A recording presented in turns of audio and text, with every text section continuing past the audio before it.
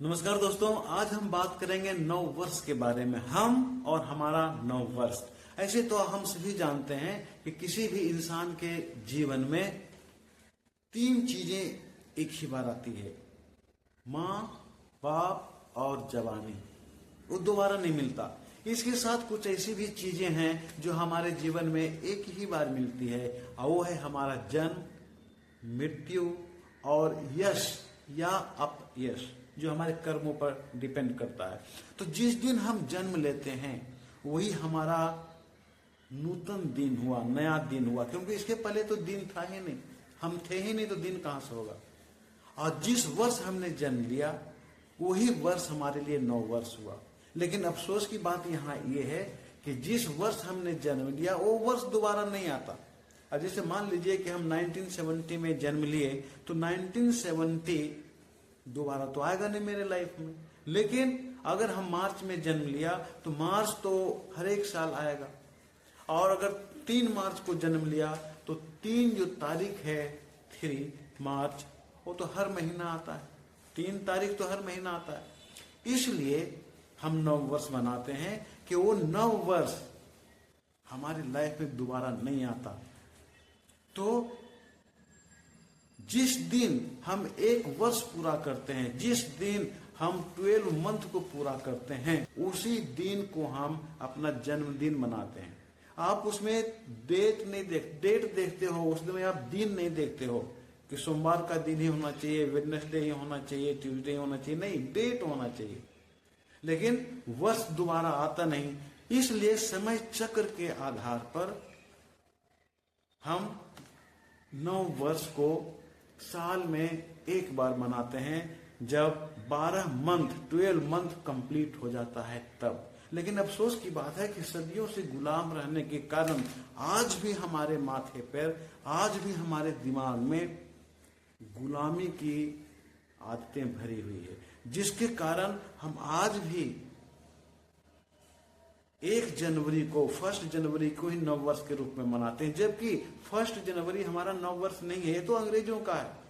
अंग्रेजों का जनवरी से शुरू होता और दिसंबर में खत्म होता। और हमारा हिंदू धर्म में, सनातन धर्म में महीना चैत्र से शुरू होता है और फाल्गुन में जाके खत्म होता है। इसलिए हमें चैत्र महीना में न्यू ईयर मनाना चाहिए। आप देखेंगे जो बिजनेसमैन हैं वो अपना खाता मार्च महीना में बदलता है। दूसरा, जितने भी एजुकेशनल इंस्टीट्यूशन हैं उसमें सेशन जो लिखा जाता है वो ये नहीं लिखा जाता 1 जनवरी से 31 दिसंबर तक।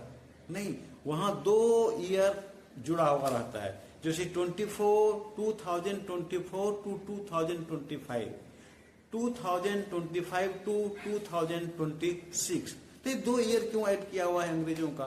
क्योंकि हम मानते वही हैं, सनातन धर्म का ही हम मानते हैं।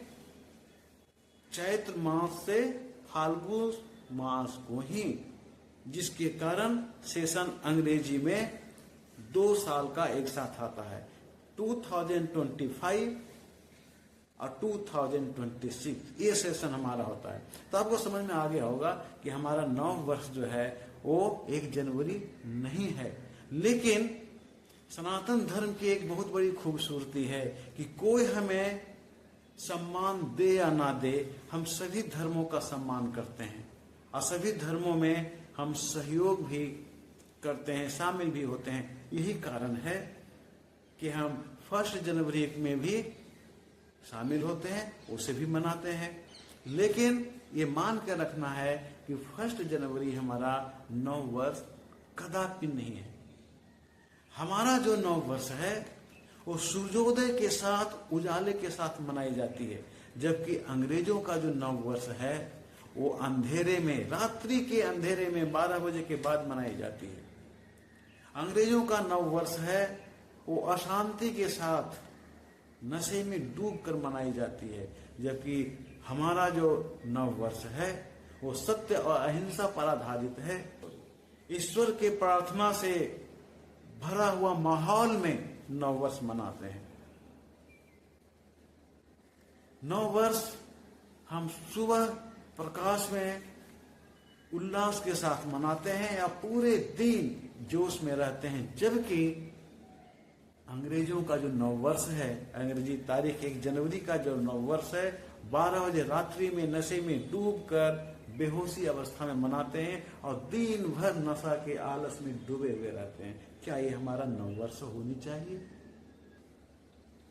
तो इस प्रकार मैं एक बार फिर से रिपीट करता हूं कि हमारा नववर्ष है होलिका दहन के बाद प्रथम चैत्र को मनाया जाता है। हर वर्ष प्रथम चैत्र को मनाना चाहिए।